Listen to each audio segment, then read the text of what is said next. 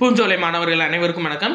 இன்னைக்கு நம்ம ஸ்கூல் புக்கில் இருக்க ஒரு சில நம்பர்ஸ் எப்படி ஈஸியாக ஞாபகம் வைக்கிறது அப்படின்னு பார்க்கலாம். ஃபர்ஸ்ட் பாருங்க, 8th சயின்ஸ் புக்கில் தூய மழைநீரின் pH மதிப்பு 5.6. அப்போது அந்த pH மதிப்பு 5.6க்கு கீழே குறையும் போது, மழை நீரோட pH மதிப்பு 5.6க்கு கீழே குறையும் போது அது அமில மழையாக மாறும். சரியா? அப்போது இது எப்படி ஞாபகிக்கிறது? ஒரு 5-6 மழை நல்ல மழை பெய்யும்பா.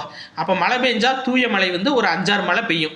அதுக்கு கீழே 5.6க்கு கீழே குறையும் போது அமில மழை ஆசிடாக மாறிடும். ஏன் அப்படின்னா வளிமண்டலத்தில் இருக்க கார்பன் டை ஆக்சைடு மழை நீரில் கலந்துருச்சு அப்படின்னு சொல்லி அர்த்தம். இப்போது 5.6 5-6ன்னு பார்த்துட்டோமா? இது அப்படியே திருப்பி வச்சுக்கோங்களேன். 6.5 மனிதர்களோட உமிழ்நீரோட pH மதிப்பு. இது அப்படியே 10th புக்ல இருக்கு பாருங்க.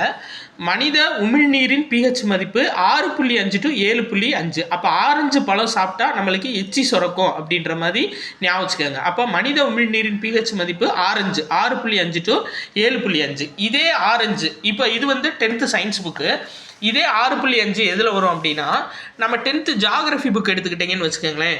புவி பரப்பிலிருந்து உயரே செல்ல செல்ல 1000 மீட்டருக்கு ஒரு தடவை 6.5 டிகிரி செல்சியஸ் குறையும். அப்போ ஒவ்வொரு 1000 மீட்டருக்கு ஒவ்வொரு தடவை போகிறப்ப ஆரஞ்சு பழம் பறிக்கலாம் அப்படின்ற மாதிரி ஞாபகம் வச்சுக்கோங்க.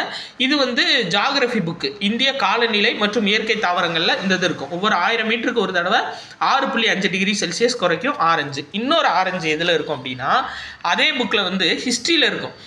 ஆங்கிலேயர்கள் 1865ஆம் ஆண்டு முதலாவது வனச்சட்டத்தை நிறைவேற்றினார்கள்.